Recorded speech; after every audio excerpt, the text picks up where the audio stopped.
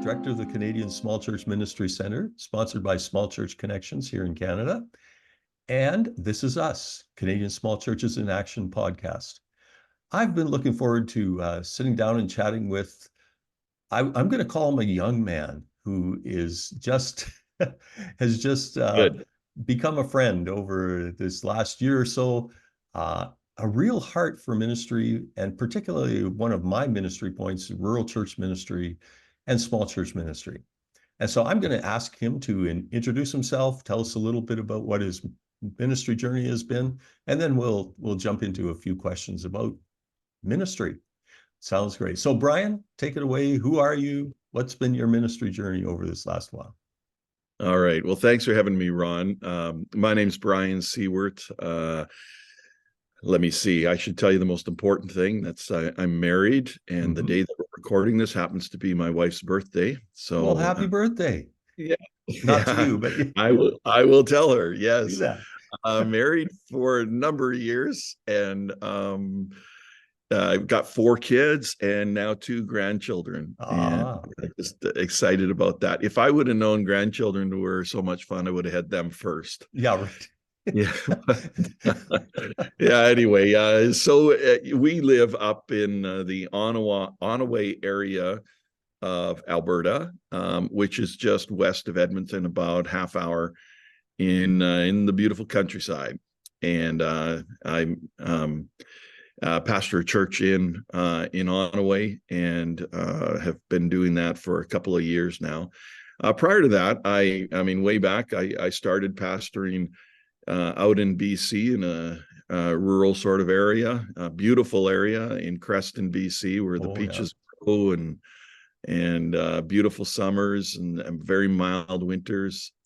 And then moved to the Edmonton area into St. Albert, and pastored a church there. And then from there, I started to work for Focus on the Family in Willow Creek and Family Life Canada in the area of marriage and family ministry. And so I was really zeroing in on how to help parents, especially, pass faith on to their kids. Started a ministry organization, which I still do some, called Faith at Home.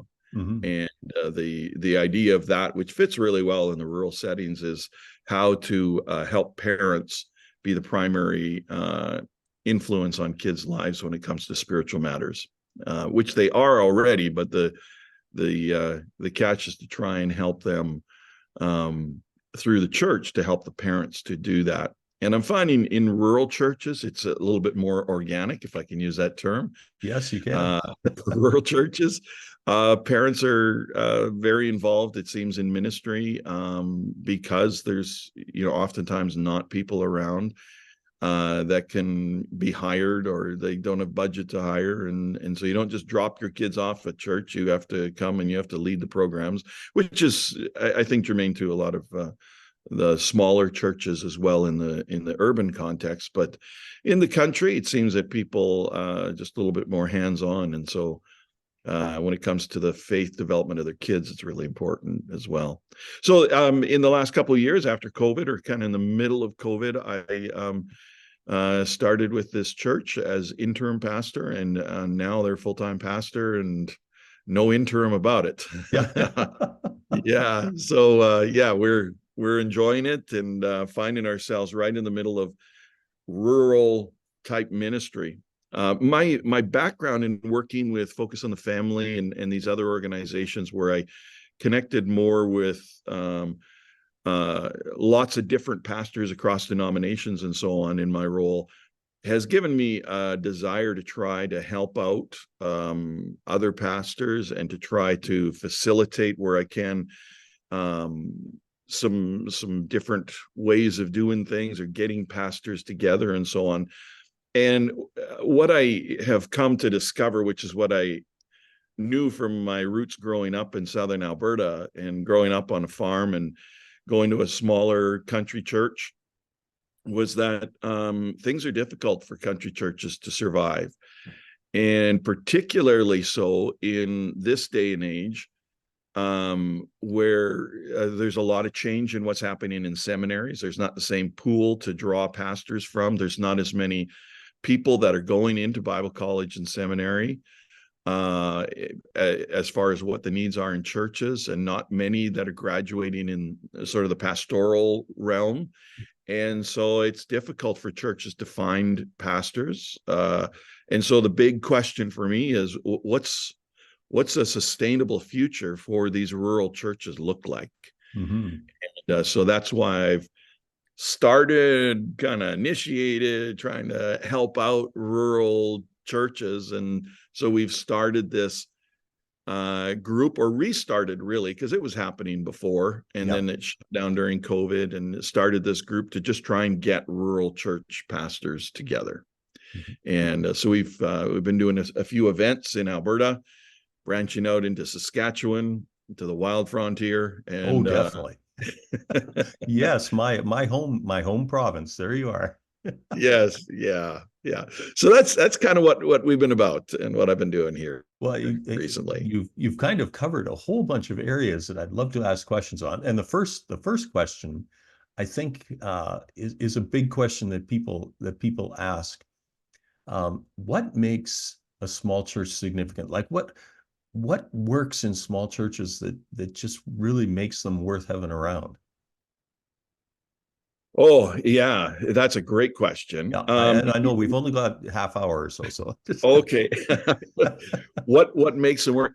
We did in the last go round with these churches, we did a top 10 list, if you like. We asked the pastors, what are the top advantages of being in a rural church? Now, we're trying to distinguish a little bit from being in a rural church versus being in an urban church. When I talk to my urban church friends that are in small churches, there's a lot of similarity. Mhm. But here's the top 10 list of what we boil down to. The number one strength, which is probably no surprise, is that relationships are key. Right. We have post offices, curling rinks, and corner stores in the country. Most of the old timers, they can tell you where a guy can get a free cup of coffee still in town, or at least where the refills are bottomless. And it might just be at the local garage. They know where to find the free cup of coffee and where to hang Exactly. out. Church is part of the culture.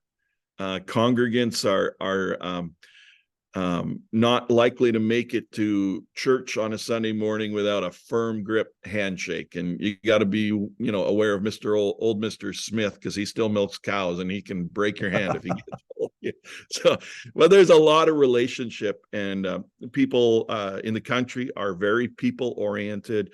There's a community feel, and that just kind of runs through it. The second thing that we found is that opportunity abounds in the rural churches or in the small churches. And it might be more due to, church size, but that relationships are key. But ministry often has that down home feel, and people are free to make some mistakes. And so in the rural church, in the small church, there's often less of an emphasis on professionalism and performance and excellence, and more of an emphasis on give the kid an opportunity to do some ministry. There's a tangible parish in the country. You in the city, you often struggle to find out where is the area that you're ministering to. The Yeah. larger the city, the more difficult. And in the country, this is your area, and the next church or community is X number of miles away, and so you know who your people are, even if they don't come to church anymore. you know who they are. There's often a presence and visibility in rural churches that you don't have other places. We ask the pastors, agree or disagree. At least 75% of people in my community know about my church. And the pastors overwhelmingly said, yeah, people know that we're here. Yeah. Ask that to the city. They Yeah. don't know about, even the big churches, they don't really know about. But Mhm. in the country, you got presence and visibility. You got down to earth people. This kind of bothers people when they come to the country. Sometimes there's you can call it cowboy logic. You can call it just down home sense. In the country, life tends to be less complex and a little more simple. and I mean that in the positive sense, not in the negative sense of simple, but rural folks, they plant crops, they grow gardens, they raise livestock, they spend time outdoors getting dirt on their hands, which I think keeps them in touch with nature and with general revelation, and some of the things that come down the pipe from the city or from even in politics. A lot of the country folk think that's just silly. That makes no sense. And so I think there's a value to that, because the country people tend to keep us a little bit more rooted, if I can use that term, of It the works well. agrarian people. They keep us more rooted in some things sometimes. There's a lot more volunteer involvement, for the reason I told you that from the outset there's no one else around to do it. And you're taking your kids to all of these other things, so you have to do your duty, and oftentimes they even sign you up to do the duty in Sunday school and stuff, and it's not the drop off. The Yeah. biggest thing, well, not in terms of ranking, but I think there was a lot of unanimity on this one, is that there's more and better food in country churches. Oh, potlucks. You always want to Yes. go. Yeah, there's great food in the country churches, and many of them have it after church every week. There's some snacks and foods and baking and that sort of thing. I won't give you the other ones, but those are some of the top 10, the top lists of why country churches are great places, and we don't want to lose the country churches. But when we ask the question then about why we should be concerned about country churches, I mean, there's lots of small churches that close down all the time in cities across Canada, and regretfully so. But what's the difference, if I could put it this way, what's the difference between a country church that closes down and a city church that closes down of 50 people? The difference often is that when that country church closes down, that community has lost the ministry of the gospel, and there is no church, evangelical church, Christian church within miles. And if you are a distance from a city, you're just no place to go to church. Or people will, if they're real diligent, they'll make a half hour, 3/4 of an hour, maybe an hour drive to a church, but they're not going to be involved in that church other than Sunday morning. And so that's why it's really important for us to have these country churches, and a very vital part of the landscape in Canada here, not for just heritage reasons, though there is some of that, but for the gospel, for the sake of the gospel in our country. Is critical. So you've touched a little bit about on challenges that the country, rural, small churches are having. Can you expand a little bit on some of those challenges that are currently, and our society's changing, and I think there's some changes too in what some of the challenges are. Yeah, the biggest challenge, like I say, we did this top 10 strengths, and then we did top 10 challenges of country churches, and it would be no surprise for you to learn that the top challenge of country churches is lack of resources. Yeah. And we broke that down into sort of 3 areas and then another thought on it. But when it comes to resources, there's a lack of people resources. There's just they don't have enough people to provide basic programming for children and youth and that sort of stuff. So there's that lack of resource, and a lot of times they don't have people that can lead music and that sort of thing. Now that there are similarities again between this and just a small church in the city. But for sure, is a lack of resources, a lack of facility resources. Oftentimes, they don't have a building, or usually the case is they got this older building that is run down. And I think the same thing happens for people at home as in the church. You get what they call nose blind. Okay. And this church is fine. It was good, 50, 60 years ago. It's still fine, we don't need to change anything. that paint still looks good. And carpet, that's been here for 40 years. So That's right. It grows out of the floor. yes, that's right. Don't want to take that up. We're not sure what we'd find under there. But there's a lack of resources, and when we see kids that are going off to the city or to other churches and stuff, and they have these newer buildings, they come home and they get sort of a double impression of, yeah, this my old church is just really, they're way behind the times. Like the building is 40 years behind the times. We haven't made changes in 40 years kind of thing. So, and oftentimes it's, it's coupling of an attitude of nose blindness, I guess, but also just lack of resources. They don't have a lot of money to invest in things. And oftentimes you'll find that the people that live or that go to that church, they live in similar homes. They don't have splashy homes. Now some do. Some have some pretty nice homes in the country. Yeah. But yeah, so there's that lack of facility resources, and then just a lack of financial resources that oftentimes they just don't have the finances to be able to sustain some of the pastoral salaries and that sort of stuff, and some of the programming needs. But the thing that the rub on this that makes it different being in the country versus being in the city. So those three things: lack of people resources, lack of facility resources, and lack of financial resources, is that in the country there is a limited pool of the resources. Yes. So if you're in the city, you can often draw people, if you're needing someone to be more involved in worship ministry, if you are really keen to reach out and to try and make some contacts, you can probably find someone. But in the country, oftentimes there literally is no one. So when we say there's no one to lead worship that plays piano, there really is no one. Exactly. Yeah, we've checked all the resources. They aren't there. Yeah. Which makes it distinct in the country and tough for pastors. So that would be the big one, is the whole area of resources in the country. Yeah. Now there's some other ones as well but a lot of them kind of tie into this. Another one we found is that finding a pastor is challenging in the country. Yes. Yeah.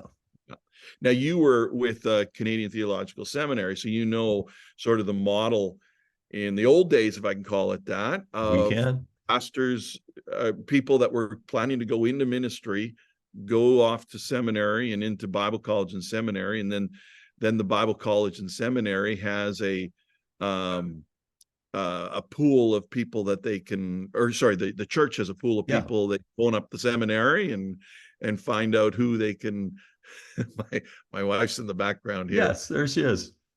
Hi. But they were, in the Bible college would have this list on their board and stuff. But a lot of Bible colleges and seminaries are going into sort of other areas of professional training, and or they're going into models of ministry where they train pastors who are already in the field, and it's field-based education. Yeah. And so there isn't a list nearly as extensive, and oftentimes almost non-existent, of pastors that are looking for a placement. And so that's a challenge. I'm finding I currently work with a small college that is, I would call it the Bible college setting type of thing that we had 40, 50 years ago, training pastors. That's what it's about.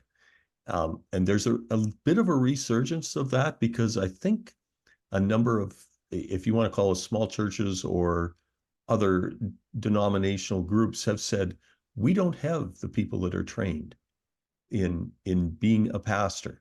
We have good education about being a business manager, about a Christian business manager, a Christian educator, a Christian, but I think there needs to be that resurgence of, hey, if we want people in vocational pastoral ministry, we've got to move to prepare them.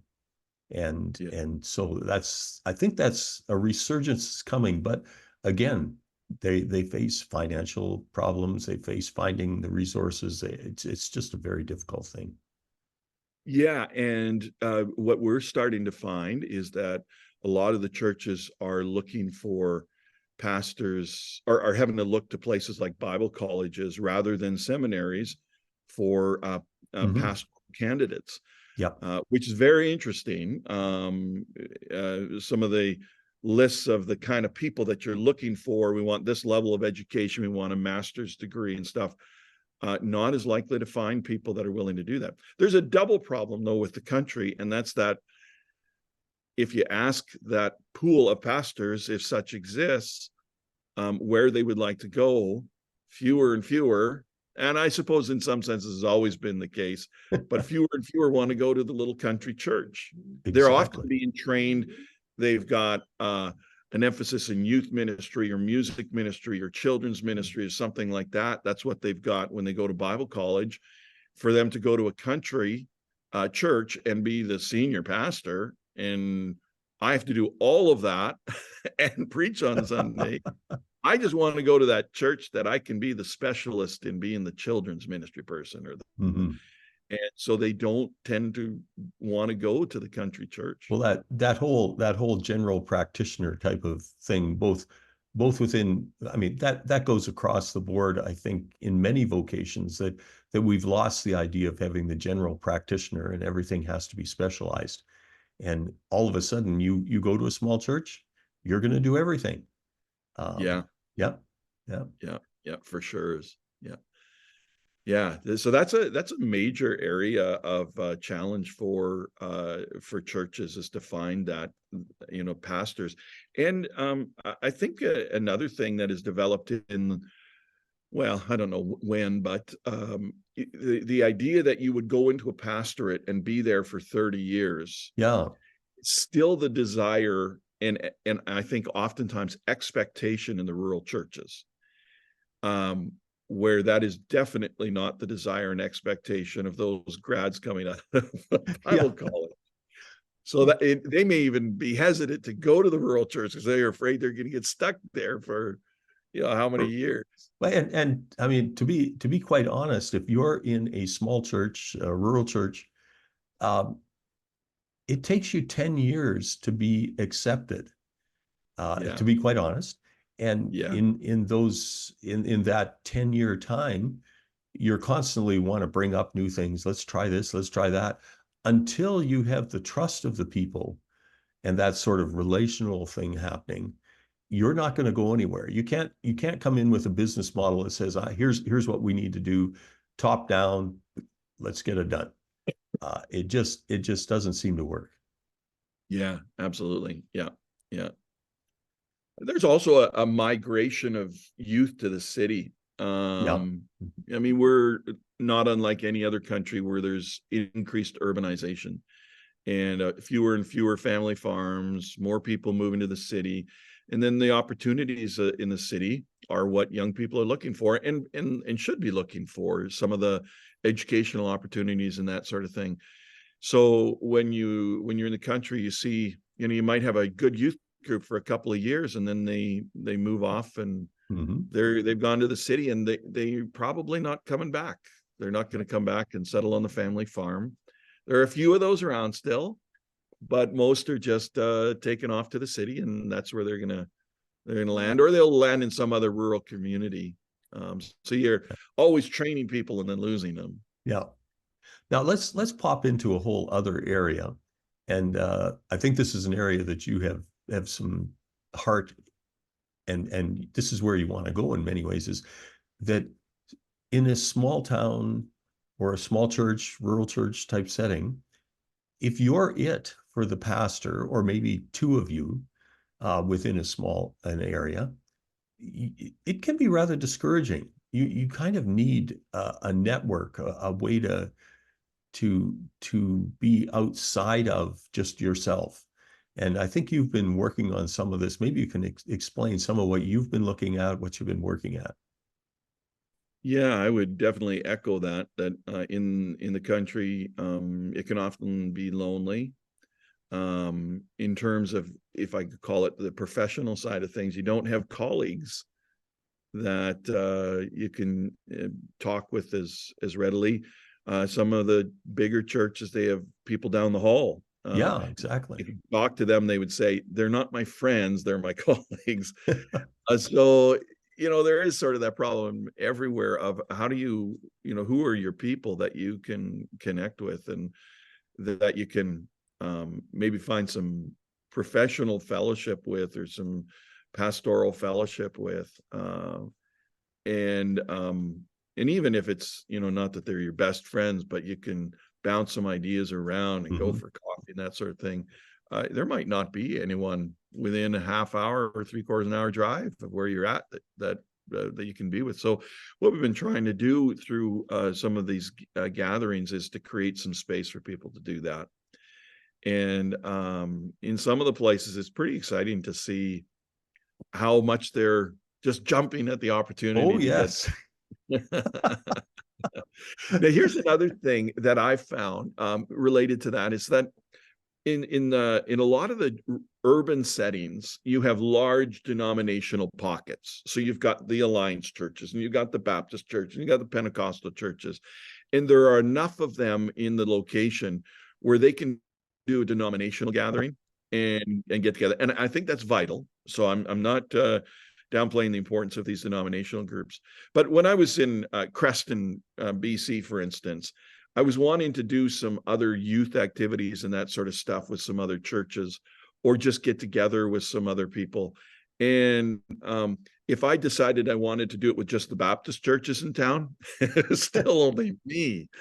So the cities would have all of these denominational gatherings. And in the country, what I had to do is I had to reach across denominational lines, and I had to rub shoulders with and get to know the Pentecostals and even the Alliance guys. Like, can you Yeah, can you imagine? believe that? Great guys. I love the Alliance. And Baptists, and Evangelical Free, and some of the Lutherans. I mean, you have to be willing to go outside of your regular affiliations to find some people to be with. Mhm. And it does stretch your comfort level, but it's important. You need to get together. But we've decided that that's going to be a key part of what we're doing. And again, this is something that predates what I've been doing. There's a group that was doing it before COVID quite actively, and I think Ron, you were involved in some of that. And Mhm. we're just kind of rekindling that, and creating these opportunities for pastors to get together. We've done one round of them, heading out to do another round here shortly, um, in key locations, and just saying, come on out, meet some other people, meet the experts in rural ministry, which is Yeah, you. which is us, It's all exactly. of you guys. You're the experts. Come and talk to some fellow experts, and we'll share together. So that's what we're doing. It's so important. It gets awful lonely in ministry if you're not Yeah, it careful. it it really does, and we need to have others. Yeah, we're better Yeah, together. So yeah, no yeah, question about that. Okay, yeah. so unfortunately, we're about at the end here. This has gone Oh, way too I got so fast. much more to say. Yeah, I know. Both of us. We yeah, okay. We'll stop. Okay, let's go to one last question. Okay. If you had one piece of advice for small church pastors, what would that advice be? Oh my. Aside from all the things that I should say about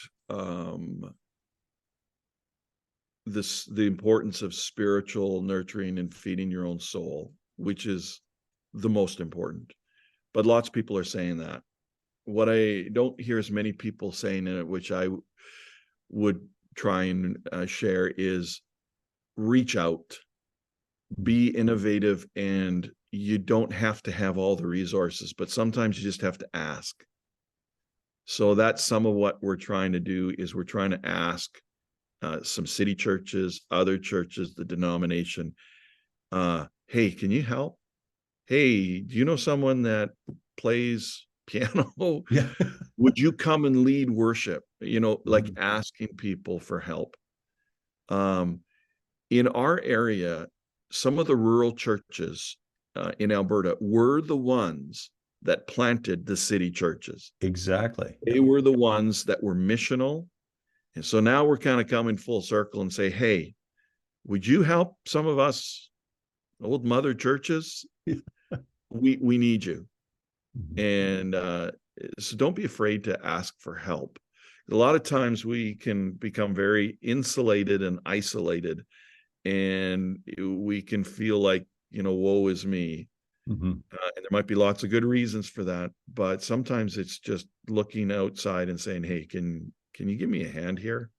Yeah. Talking to your denominational leader, saying, I'm struggling, can you help me? Or talking to another city or larger church in the area and say, hey, can I get together with you? Is there any way you can help us? Yeah. Yeah. Yeah, it can be a big thing. So that's one of the, I guess, one piece of advice I give. Yeah, and some of the podcasts I've been doing lately, that's becoming a greater theme that I'm hearing is that not only the hub idea that you've come together with, but the idea of different sizing of churches means we all have different resources and different areas in which we're really good. So Yeah. we need to share. We need to share together. Let me give you, just as you wrap it up here, Okay. I'm asking people, you might be a rural church if, so let me give you five of, I'm Okay. collecting. Yeah. Yeah. Go for it. You might be a rural church if the word potluck is anywhere in your constitution and bylaws. Oh, and in your stomach. Oh, I just love it. And Yeah. you might be a rural church if you have more people that have milked a cow than have a TikTok account. Okay. Yes. Yeah. You might be a rural church if you've ever had a banjo player lead worship. Well, why not? Why not? You might be a rural church if the only time people lock their vehicles is during zucchini season, so Oh, that yes. And vehicle I've is learned to stuffed do full. that. Yeah. Yeah. You have to do that. Yeah. It's just And I love this one. You might be a rural church if the weather is on the top of your prayer list. So there's a all whole right. bunch of them. So you Yeah. might be a rural church. We love rural churches. Oh, And yes. we just pray God would bless the rural churches in our Yeah. country. Well, thank you. Thank you very much, Brian. This has been great. And yeah, I look forward to, well, I will be meeting with and crossing paths with you in this next while. Just Yes. knowing the hub and the things that you're working with rural churches, it's been great. So thank you for the work that you're doing. Thank you. My pleasure.